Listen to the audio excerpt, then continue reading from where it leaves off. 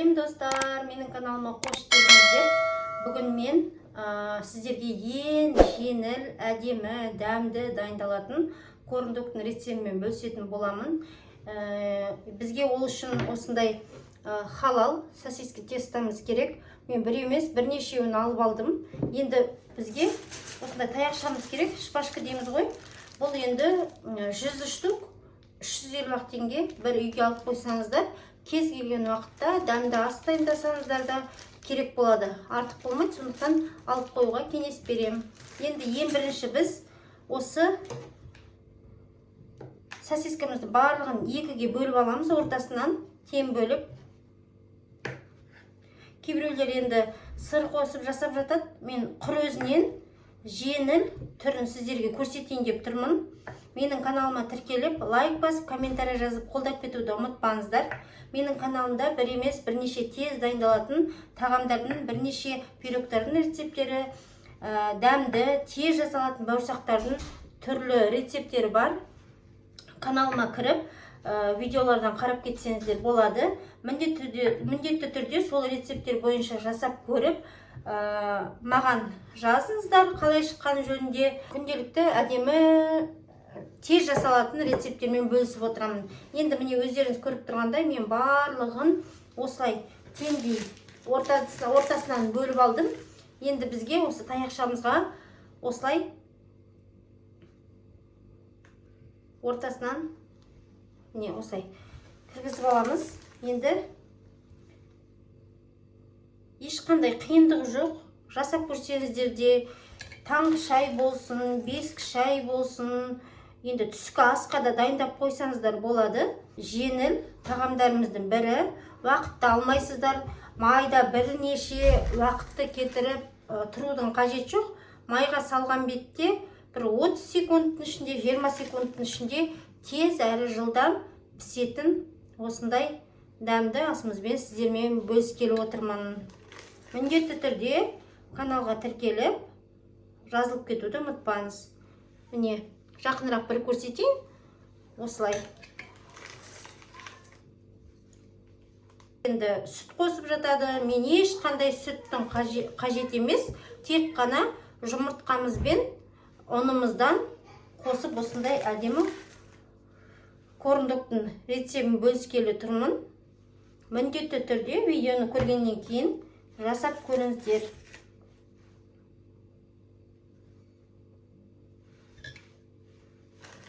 Міне осылай барлығына қадап шығамыз.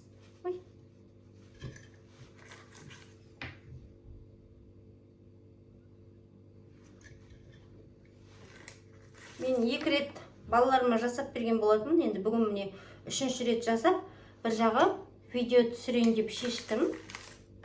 Дәмі деген өте керемет болады. Жеңіл, тез дайындалады. Құр айналдырып, майымызға салып алып отырасыздар. Міне осылай барлығына салып шығам. Егер де сіздер бұл бізге көп десеңіздер, жарты бөлігінен де жасасаңыздар болады. Өз қалаларыңыз бойынша 50 грамын 2 жұмыртқадан да жасап көрсеңіздер болады. Қазір енді мен 4 жұмыртқа молынан жасайын деп жатырмын. 100 грамын 2 қасық қопсытқыш, кішкене тұз қосамын. Міне өздеріңіз көріп тұрғандай, мен барлығын осылай жасап алдым. Қонақ келсе де алдына жасап бір түр қылып қойсаңыздар болады. Міне қыздар, міндетті түрде осы рецепт бойынша жасап көріңіздер. Уақытты алмайсыздар, тек қана жылдам дайындап қонақтарыңызға ұсына берсеңіздер болады. Немесе отбасы мүшелеріңізге. Енді балаларым болсын, жолдасым болсын, барлығы осыны жақсы көреді. Міне, енді бізге осындай шұңғыл ыдысымыз қажет. Шұңғыл ыдысымыз қажет.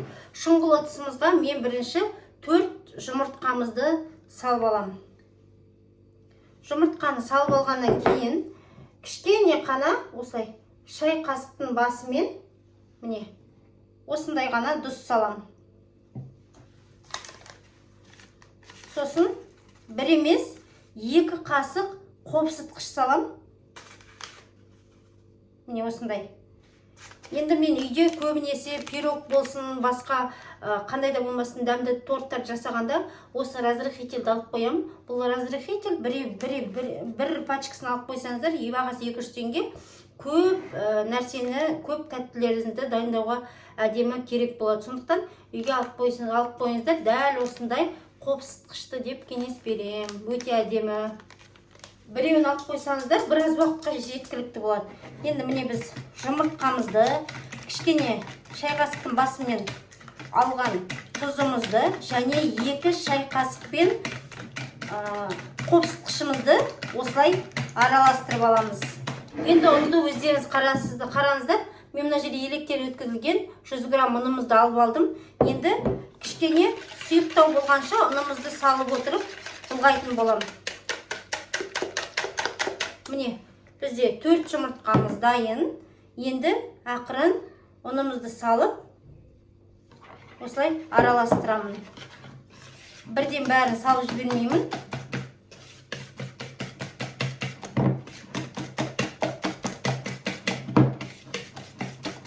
Енді көбінесе біз тез дайындалатын тағамдарды іздейміз ғой, әйел адамдар болғаннан кейін. Келімді кетімді үйге қонақтарымыз көп болады. Немесе бір үлгірмей жатқан уақытта осы тағамды дайындап жіберсеңіздер өте керемет. Енді ұнымыздың барлығын қалған бөлігін түгел салып жібердім. Енді араластырамын.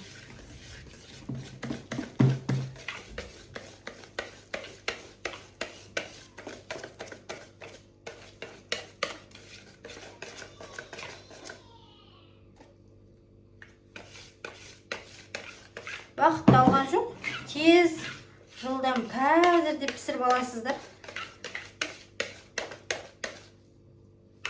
Міне, бізде осындай сұйықтық пайда болды. 4 жұмыртқа, 100 грамм ұн. Майымызды қазанымызға құйып, майымыз дайын болғанда бірден салып алып дайындайтын боламыз. Енді осы қалпында тұра тұрсын. Қазір біз майымыз қайнады дегенде, мынандай мен стаканды алып алдым, іші ыңғайлы болсын деп. Сол себепті мынаны бір былғап, қайтадан осы стаканымызға құйып, бірден салып алып пісіретін боламыз. Біздің қыздар да ана жақта шулап жатыр. Міне, өздеріңіз көріп тұрғандай мен қазанымның астын қостым. Енді сұйық майымызды құямыз.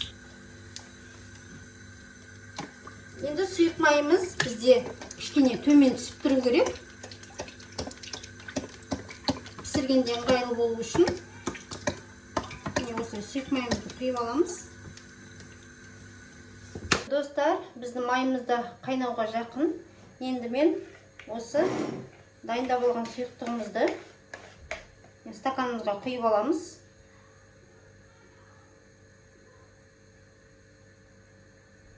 Ыдысымызда әлі қалды. Енді барлығын құймай қояйын. Қазір біткенде қайтадан осы ыдысымыздан алып құйып алатын боламын.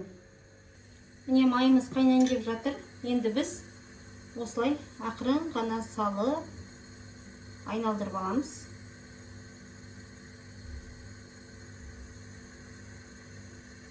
Енді ақырын майымызға салып осылай пісіре беретін боламыз.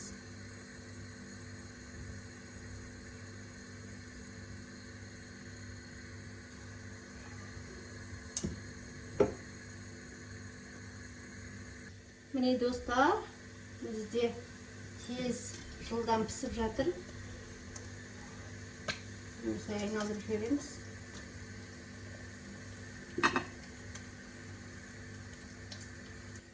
Достар, міне мен пісіріп болып қалдым. Міне біз қалған сұйықтықты да осыған құйып алдық. Жаңа жұмыртқамыздың қалғанын. Енді міне осылай айналдырып отырып ыдысымызға саламыз. Менің дайындаған сосискаға барлық сұйықтық жеткілікті болды. Міне кішкене ғана артылып қалды десем болады. Қазір үйде тұрған сосискадан тағы 2-3-еуін алып осылай дайындап жіберемін.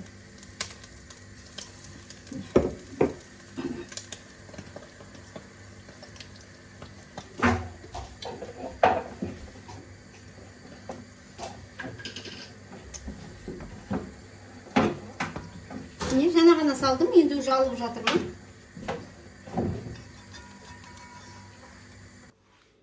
Достар, міне, бүгін мен әрі жылдам, әдемі болып дайындалып шықты. Енді дәмін сіздермен бірге көргім келіп отыр. Міне, бір емес, бірнешеуін жасап шықтық. Сіздер де осы рецепт бойынша жасап көріңіздер. Бірден каналға тіркеліп алуды ұмытпаңыз. Дәмі деген өте керемет. Менің қыздарым уже пісіріп жатқанда келіп жеп кетіп жатыр. Енді жұмсақ, әдемі, бірден уақытта алмайтын, тез дайындалатын осындай асымызбен бүгін бөлісіп отырмыз. Каналға тіркеліп алуды ұмытпаңыз. Көрсетіп кетейін қалай болғанын. Біреуін алайық.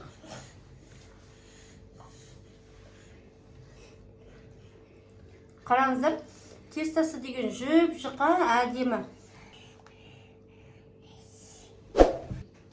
Енді дәл осы рецепт бойынша жасап көріңіздер. Міндетті түрде каналға жазылып айтыңыздар, мен осылай жасап көрдім, өте керемет деп. Енді дәл осы рецептпен жасаған жағдайда бар шығар. Өздеріңіз көресіздер қандай болып шыққанын. Каналға тіркеліп алуды ұмытпаңыз. Сау болыңыздар.